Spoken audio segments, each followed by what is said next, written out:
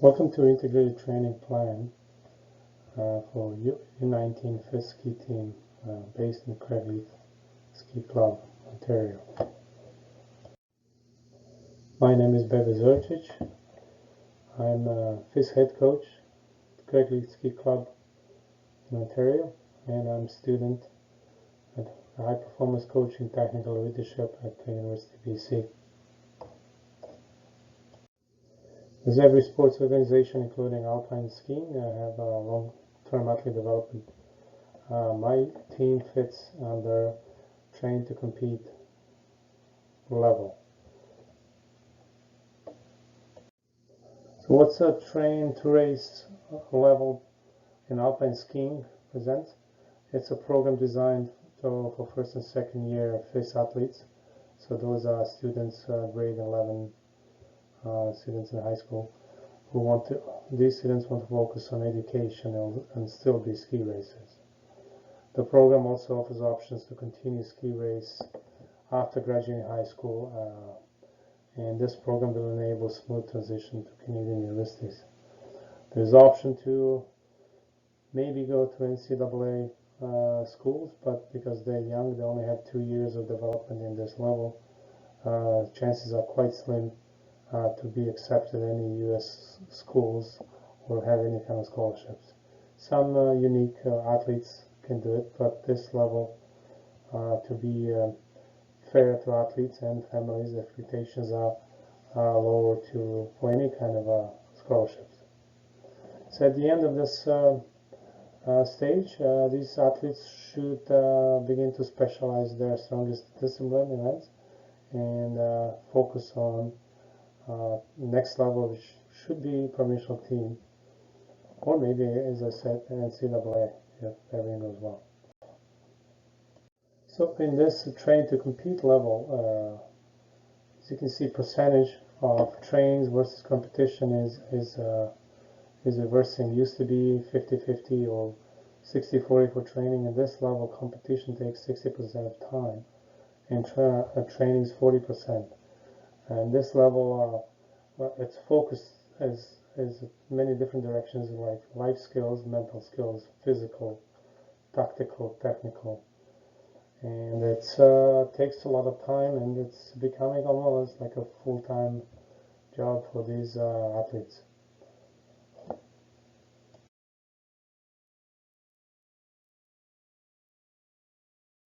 So what this program offers and what's the philosophy? It's just to develop technical, athletic, social skills, support academics, target performance outcome,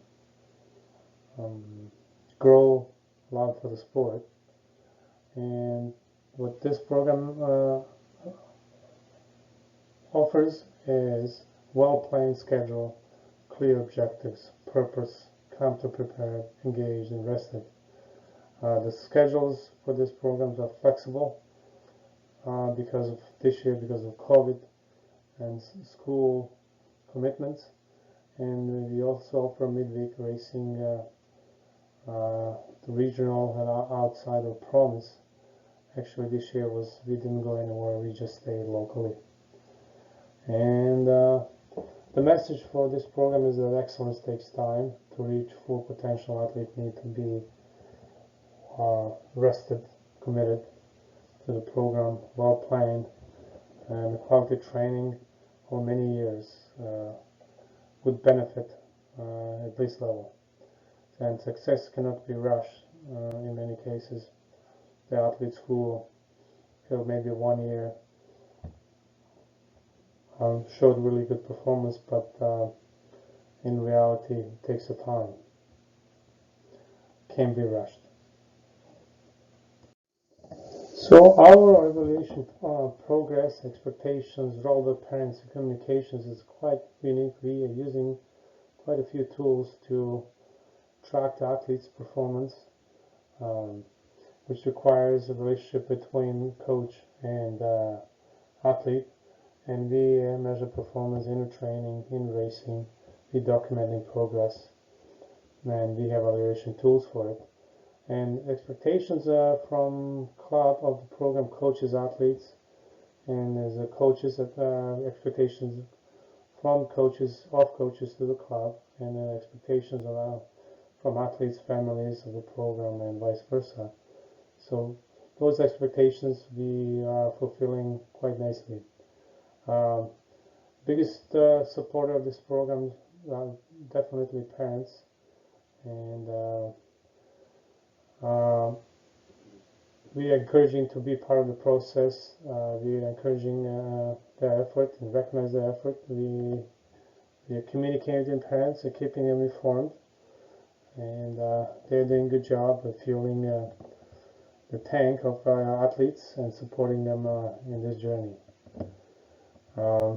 The couple tools we use every day. One is called Team Snap, where we have all of the scheduling and all of the athletes' attendance and any other questions, and also Coach Now, which we use as athlete library, and we storing individual videos, reports, and we have goal setting of each athlete. So this is the app we use to communicate with athletes and parents, and there's quite a few features this program offers. One is it's a full roster, all the information about athletes and parents. We publish a schedule, daily schedule, also hill space, and then here is availability of the athletes, who is coming, who is not, and there's a few other features which we are now using at this program.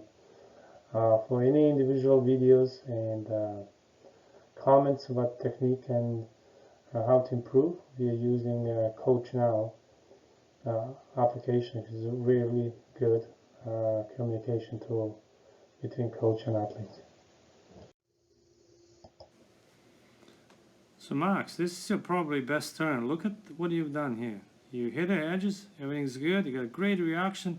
Then what happened? You surprise yourself. You really surprise yourself. Instead of use this reaction and snap to just throw your feet to the other way, you absorbed everything and it surprises you. That's why you're off the balance. So this feel that's how you should do every single turn. See how they snap it? Bump. But don't get surprised. It's all you're working for. Then if you use that, you throw your skis, not be off the balance like now, and see what happens. So work on it, and this is a good problem to have. What do you have right there? All right. See you tomorrow. So how we track athletes? We use Excel spreadsheet, which is modified just for 2-hour program, and we track how much time we spend on each discipline, how many days of training on each snow conditions. Could be icy, could be soft, could be foggy conditions. Specific terrain, is it flat, is it steeps, is it transition? Then for each weather condition, such as sunny, cloudy, mixed, foggy, rainy, we do track and see if athletes are performing better or worse, and if there's any issues, then we work on those weaknesses.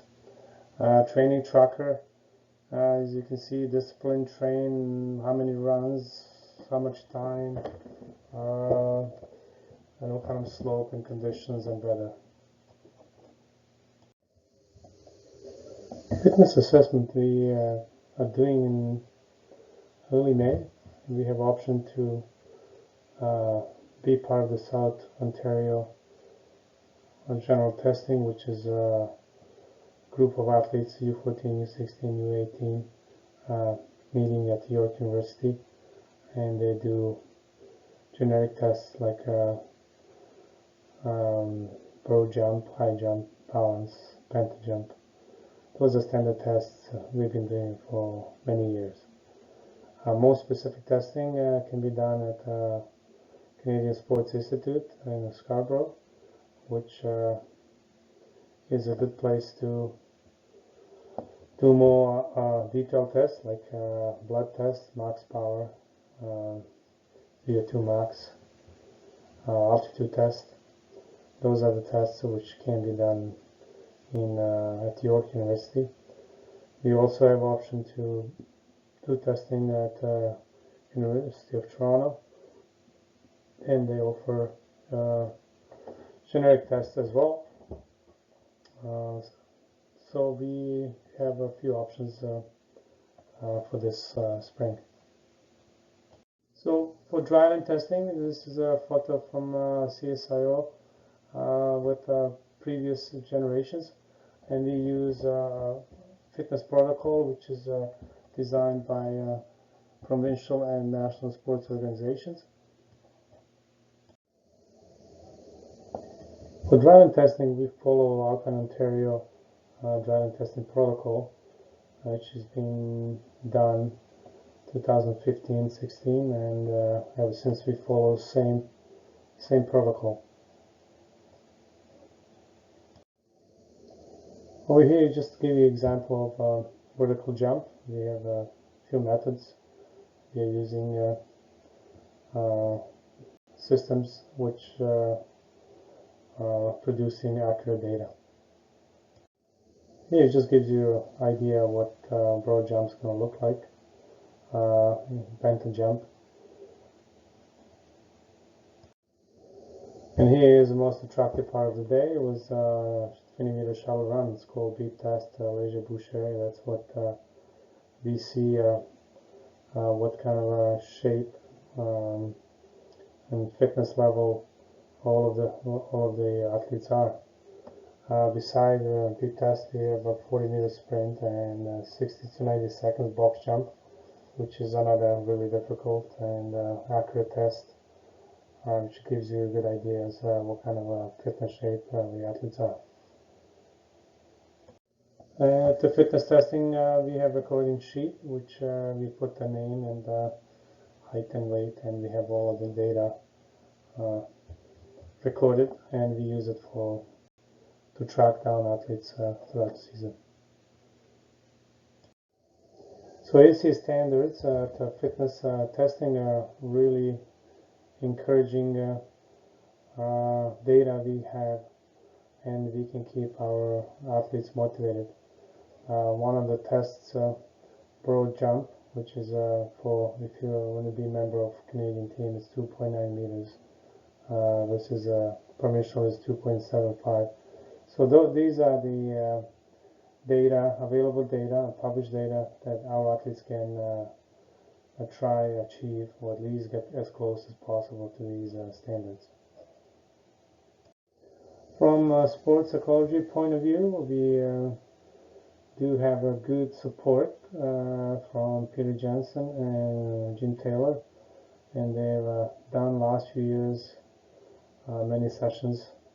One is in the middle of summer, one is pre-season, one is in December when we were racing, and it was a focus on motivation and discipline and focus and mental toughness, confidence, leadership, and life choices.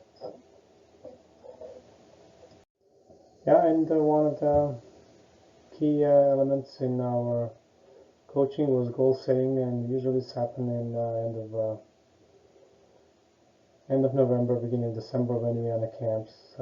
Last few years we were in Panorama, and that's where we set up the goal setting for the season, and we use this acronym. It's just SMART, and you got to be specific, measurable. Those measurements got to be achievable. You got to be relevant. What can be achieved, and target dates. And here's an example of one of the athletes. It's Graham Welsh in this case. So, what are the focus for this year? It was a giant slalom, and Super G. That's what we. And this is the FIS points. Did you achieve it or not? And then also from technical point of view and tactical point of view, what has to be done. And this is the mental side of it. And physical, it's what his plans are.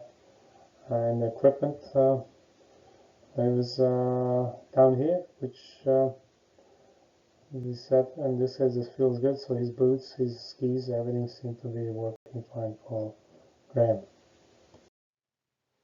The year-end report usually happened in the mid-April, but this year our season got a bit shorter, so we just finished our year-end.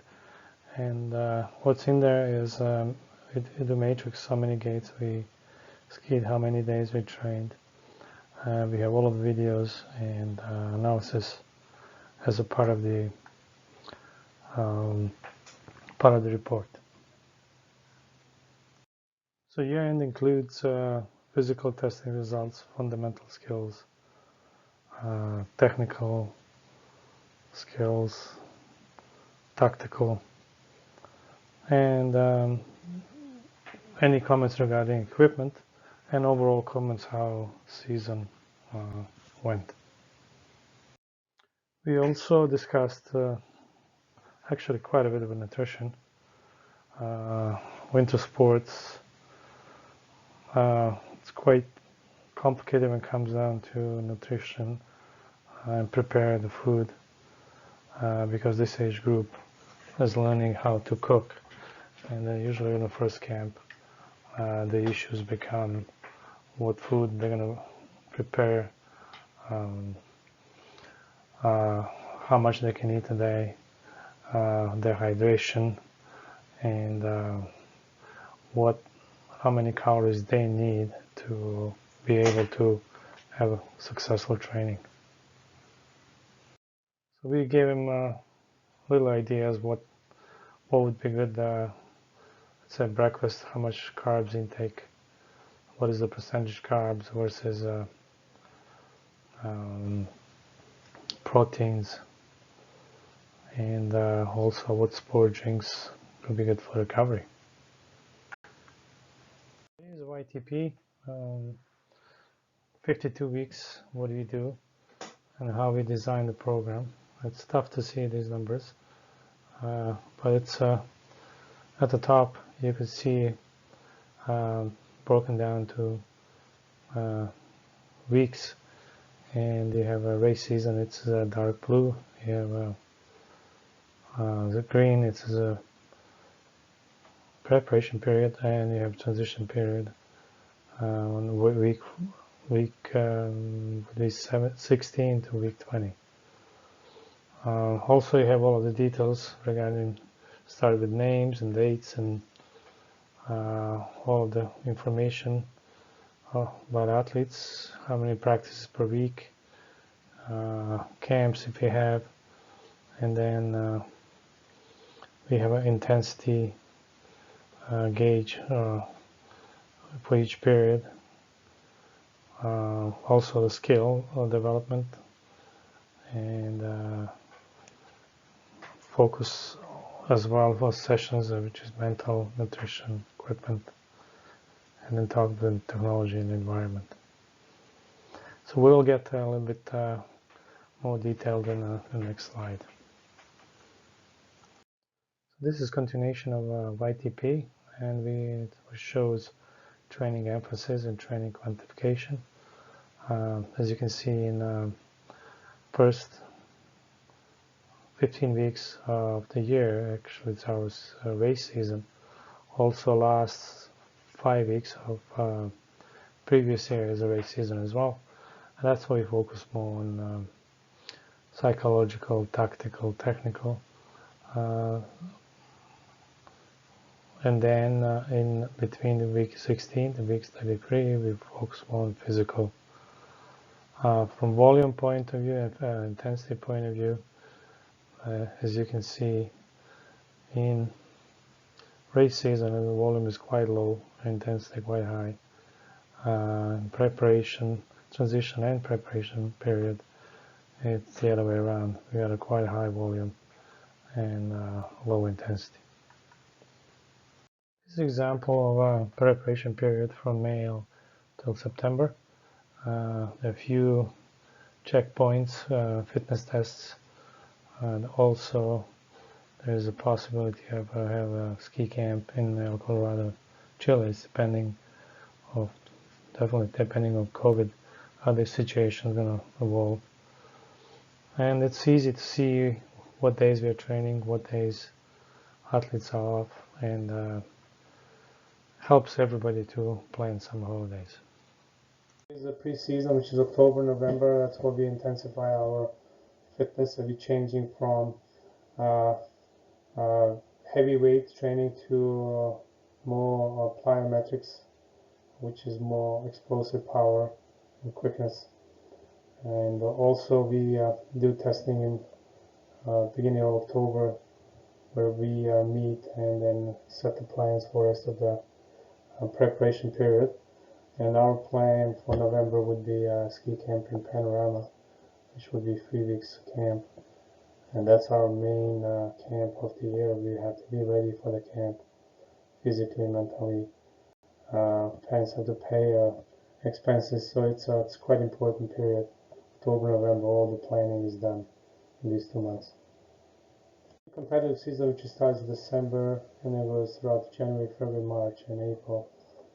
These are all the days we're gonna train, race locally, provincially, and hopefully nationally. This year we only stayed locally, but we hope next year season's gonna open and racing will be across the country, not only locally. So program cost, that's always a question, how much can cost and who's the coach? Those are always 2 questions that people are asking when you're running the program.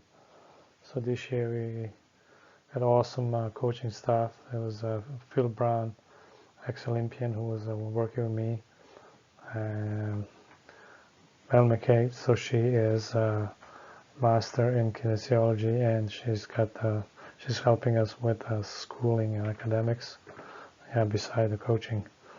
And we've been supported by Jeff Thompson, who was supervising the program and another program, U16 program.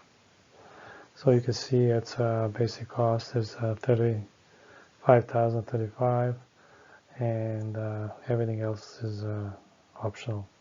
So in program cost, it's included the coaching, admin, hill space, season pass.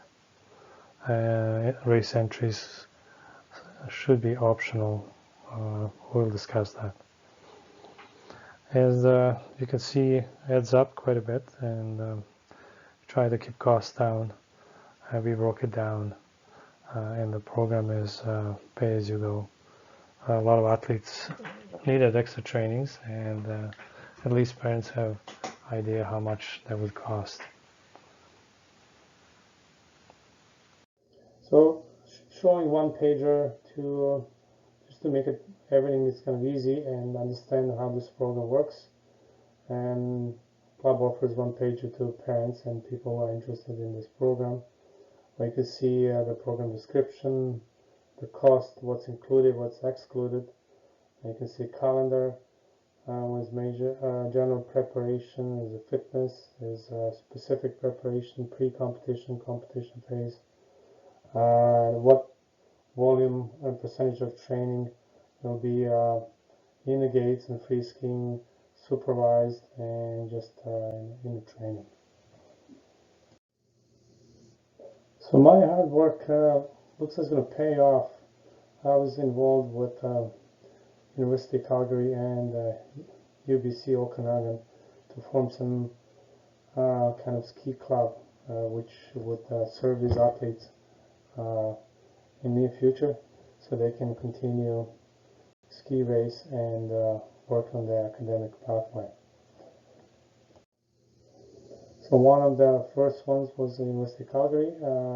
It's a Dinos ski team.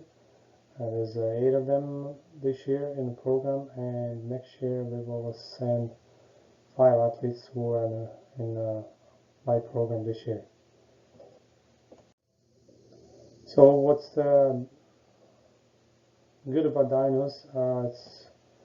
They're supported by university. They are not recognized as varsity sport yet, and they're hoping with their quality of racers and position where they're in Canada, they will be recognized as a varsity sport pretty soon.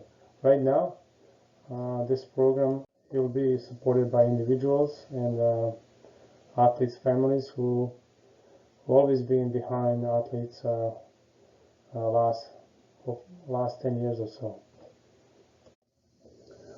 You can see the program structure, and for 2021 season, 21-22 season,